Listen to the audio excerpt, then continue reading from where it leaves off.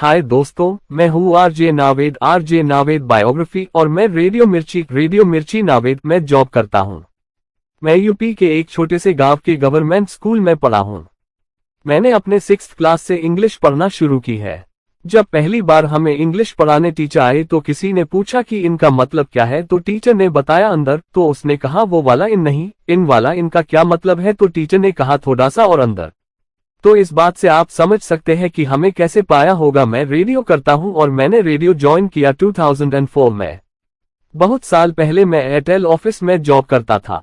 वहां मैं बैठता था तो मुझे बताया गया कि किसी भी कस्टमर का कॉल आए तो उनके प्रॉब्लम सॉल्व करें और कस्टमर के साथ अलग टोन में बात करनी पड़ती थी। लेकिन बाद में मुझे रियलाइज हुआ कि ये वो नहीं मैं जो करना चाहता हूँ, क्योंकि यहाँ पे आप जो वो आपको नहीं दिखाना होता। यहाँ पे आपको उन्हीं की एक जैसी टोन में कस्टमर को हैंडल करना पड़ता है और उनके प्रॉब्लम सॉल्व करने पड़ते हैं।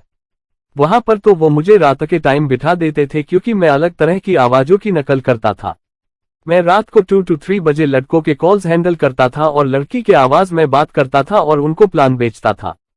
पर एक दिन मेरे मोबाइल पर मैसेज आया कि अगर आपको आरजे बनना है तो ये नंबर डायल करे, तो उस समय वो नंबर डायल करने को पैसे नहीं थे।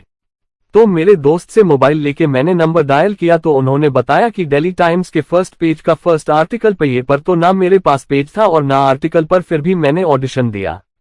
लेकिन ऑडिशन देते समय अचानक अजान शुरू हुई तो मैं भागते हुए एक दुकान चला गया कि जहां बहुत सन्नाटा रहता था, तो वहां मैंने ऑडिशन दिया और ऑडिशन में सिलेक्ट हो गया।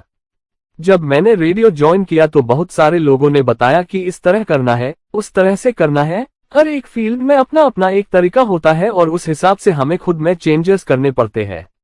जैसे जैसे लिसनर बदले उनके अनुसार हमें ही बदलना पड़ता है।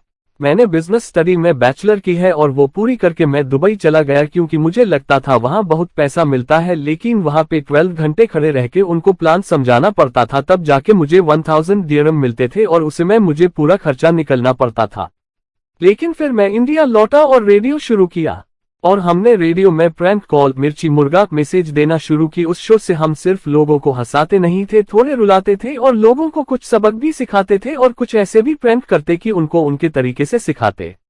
मेरे इसी अंदाज को बहुत सारे लोगों ने इसे सराहा, तारीफ की, अच्छा कहा और उसी का नतीजा है कि मैं आज यहाँ पे आपके सामने खड़ा हूँ।